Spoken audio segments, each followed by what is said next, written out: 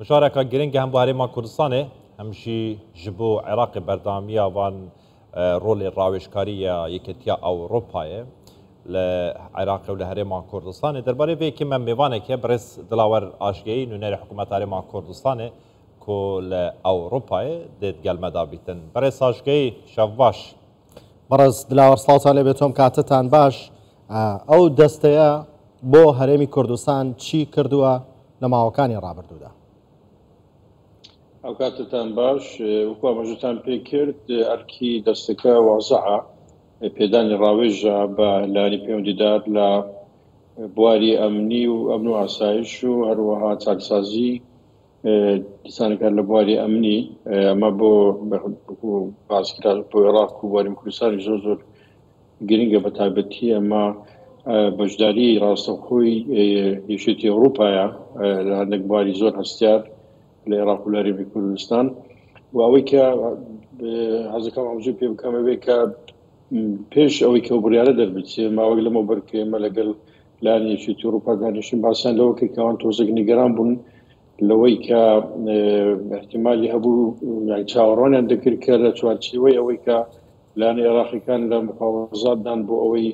هێزە دەرەجەکان عێراق جێبێڕن ئەوانیش مەترسیەوان هەبوو کە داوای لەوانیش بکرێت بەڵام خوشبەختانە ئەو داوایە ئارەسیێوان نەکراوە هەر بۆیش بڕیار درا تا ساڵی 2002 ساڵی تریش با بڵێن هەتا 26 دیستانەکە بەردەوامن لە کارەکانان بە وردی چیان کردووە لە هەرێمی کوردستان ئەمە لارەکی ئەمنیە ڕێگە هەستیار بێنێت لێرە باماژە پێ بکەین بەڵام ڕۆڵی باشانە لە بواری تەکنیکی و ئەو زانیاری و ئەو تەکنۆلۆژیا و شێوازی کارکردنی کە ئێستا پێشش بە عێراقی هەرێمی کوردستانیش کراوە لاولێریش ئۆفیسیان هەیە هەر ناوناوش شانەکانیان دێن بۆ بڵێر بڕیاریان داوە کە 66 ملیۆن خەرج بکرێتن بۆ ئەم بوارە ئەنی میکانیزمەکە چۆنی دەبێتن دابەشکردنیان لەسەر هەرێمی کوردستان و عێراق شێوازی ئیشکردنیان بە هەمان میکانیزمی ساڵانی ڕابردوو دەبێتن یاخۆت شێوازێکی نوێ میکانیزمێکی نوێ جێبەجێ دەکەن نەخۆی هەر میشنە یان هەر بڵێن پلانێکی ئەوروپی کە بێت هەرێمی کوردستان یا لە عێراق کار بکات پێویستی بە بودجەیە بۆ ئەوەی بتوانێت کارەکانی سەر بخات و پێدانی بودجە و بڕیاردان لەسەر بودجەش بە پێی سیستەمی یەکێتی ئەوروپا لەلایەن پەرلەمانی ئەوروپا بڕیاری لەسەر دەدرێت و یەکێتی ئەوروپاش کۆمیسیۆنی ئەوروپاش جێبەجێ دەکات بۆی ئەمە زیاتر بۆ ئەوەی کە بتوانن بەردەوای بارکەکانیان بدەن وەکو پێشووتر بۆ ئەوە نییە کە بە سەرلانی عێراقیە بە سەرلانی هەرێمی کوردستاندا دابەش بکرێت ئەو پارەی کە بڕیار لەسەردراوە بەڵێ بەڕێز دلاوەر بێگومانەوەن کە پارە خەرجەکەن بۆ ئەم پرسا ڕەنگە چاوەڕێی دەرەنجامیش بکەن یاخود لێ بکۆڵەوە لەماوەکانی ڕاوبردوودا چەند ڕازی بوون لە دەرەنجامی ئەو کارەی لەماوەی ڕابردوودا چ لە عێراق و هەرێمی کوردستانە کردویانە پێیان وابە تا چەند شوێنی خۆی گرتووەوەی ئەمانکاریان بۆ کردووە هەرچی تایبەتە بە هەرێمی کوردستان ئێمە لە ئاگادارین ئەوان ڕازین و ئەو هەمانگەی کە لەگەڵ بە تایبەتی وەزارەتی ناوخۆ و لایەنە پەیوەندداریەکانی هەرێمی کوردستان هەیەە بە پلاسێکی زۆر باش دەبینن و ئەوەش یەک لە کاریگەریەکانی بووە یەکێک لە هۆکارەکانی بووە کە ئەوان بڕیاریاندا کە بەردەوامی بە تەواجودیان لە هەرێمی کوردستان بدەن و بتوانن ئەو ئامانجانی کە داریان کردبوو بڵێن کۆتایی پێبینن ئەمە لەلایەکی تریش بۆ هەرێمی کوردستان گرنگە چونکە ڕاستەخۆ دەتوانێت لەگەڵ وڵاتانیاندا لە یەکێتی ئەوروپا لە بواری ئەمنی لە بوارەکە کێشەی هەیە کە باسیش لێ کرات استراتیژی نیشتیمانی بێت استراتیژی ئاسایشی نیشتیمانی بێت شەڕی دیژیتال بێت بە تایبەتی سوودوەرگرتن لە تەکنۆلۆژیا و زانیاری سەردەم و نوێ پێشکەوتوو ئەمانە هەمووی دەکرێت بەڕێوە زۆر پێشکەوتووە هاوکاری زۆر شوێن دەکات هاوکارێکی زۆر باش هەرێمی کوردستان زۆر باشە کاک دلاوەر یعنی ئەم پارەی کە خەرج کراوە ئەم بودجەی کە خەرج کراوە تەنها بۆ کاری ڕاوێژکاری و ڕاهێنانە بە هێزی سەربازی هەرێمی کوردستان و عێراق لێرە لە هەرێمی کوردستان و عێراق یان بە پێچەوانەوە بەشێکیانیش دەبەنە وڵاتەکانی خۆیان بۆ ئەوەی لەوێ مەشق و ڕاهێنانیان پێ بگرێتن و کاری ڕاوێژکاریان پێ بدرێتن خۆی سیستمی یەکێتی ئەوروپا زیاتر لەسەر بناغی ئەوەیە کە تۆ چەند کەس ڕابێنی بۆی ئەو چەند کەس بتوان خەڵکی تر ڕابێنن بەو شێوازە بودجەکە و خەرجەکەی کەمتر دەبێتەوە و لە کات بتوان خەڵکی زۆرتر مەشغوڵانیان پێ بکرێت بۆیە بێگومان بەشێکی لەو خەڵکانەکە تاکو ئێستاش بەو شێوەیە بووە کە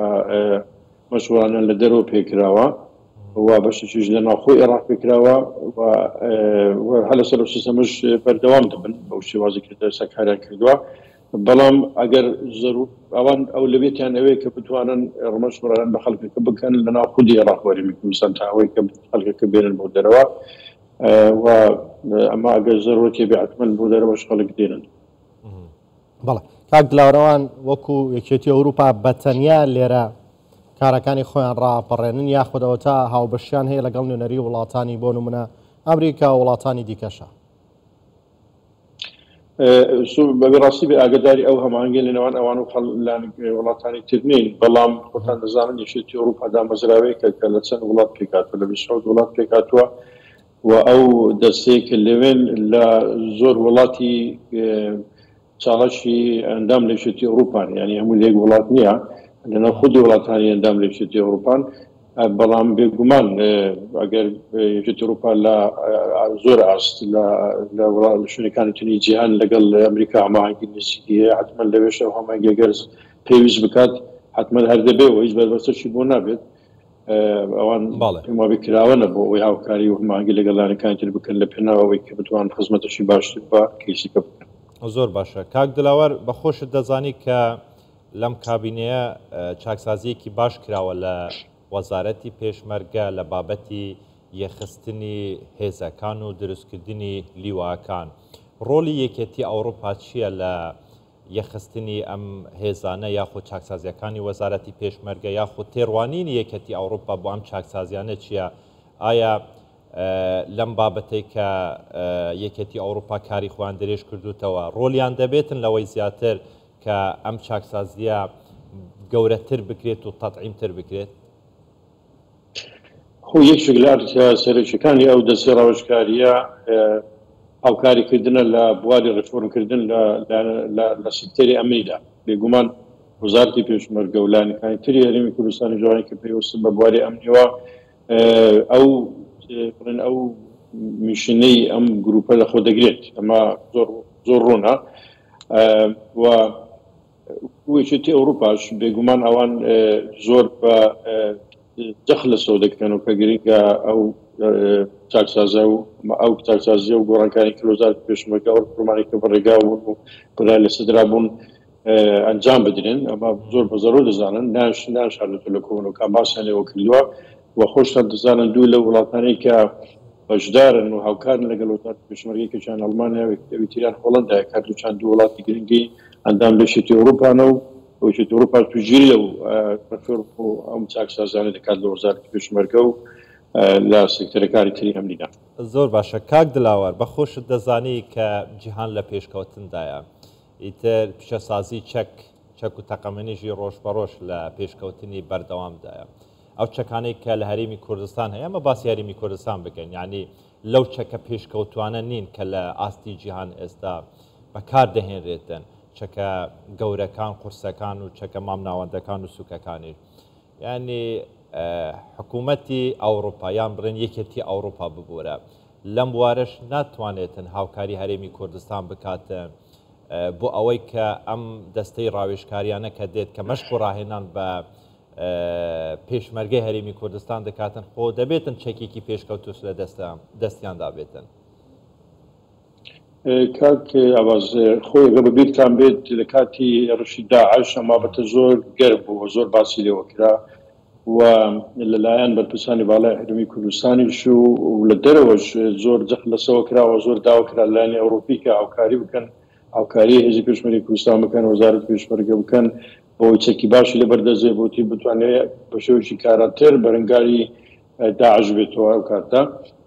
و بەڵام لە لایشی تریش دەبێت ئەمەش بزانین کە یەکێتی ئەوروپا وەکو دامەزراوەی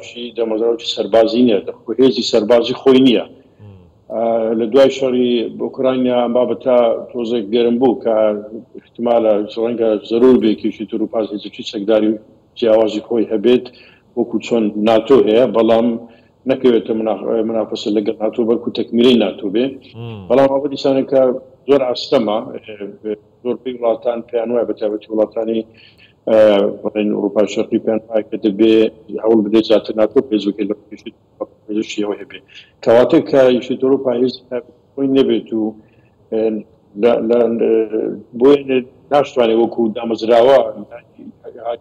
ڕاستەخۆ سەربازی هیچ شوێنێک بکە بەڵکو دەتوانێت لە ڕووی داراییەوە بۆ ئەوەی وڵاتانی ئەندامی خۆی هەان بدا بۆی ئەو چەکانی کە پێویستە یاندایان بکرێت یان بودجەکە بەکاربێنێ بۆەوەی کۆمپانیەکانن کە ئەو چەکانە بەکاردێنن بڵێن ئەو چەکانە ڕادستی وڵاتی سێم بکەن بۆ نمونە ئێستا دەبینە ڕاستی ئوکرانیا دەکرێت ئاوکار بەڵام پێ ئەوروپا بودجەکەی دابین دەکا بە شێوەی زۆر باش ئەو پشت دێونە وڵاتانی ئەندام بەڵام بەنسبەت هەرێمی کوردستان ئەمە جیاوازەوە هەسیارترە لە بۆیە بەشێکە لە عێراق پێشتری ژەما کێشە هەبوو کە ئەو چەکانی کە بڕێت بشێک لە وڵاتانی ئەوروپا و وڵاتانی تریش یارە دەکە ئاراستەی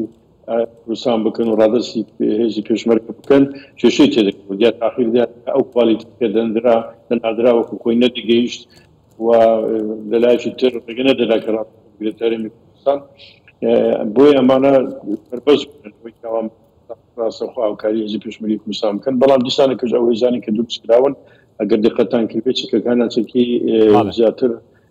ناتۆن و چەکی وەکو پێشووتر نین کە بلۆکی شەرق و سۆڤێتی جاران بن بەڵکو گۆرانکاران بەسەردا هاتووە تا ڕادێکی زۆر زۆر باش بەڕێز دڵاو ڕاژگەی نوێنەری حکوومەتی هەرێمی کوردستان لە ئەوروپا سوپاس لەگەڵمان سپاس بەڕێز ڕاژگەی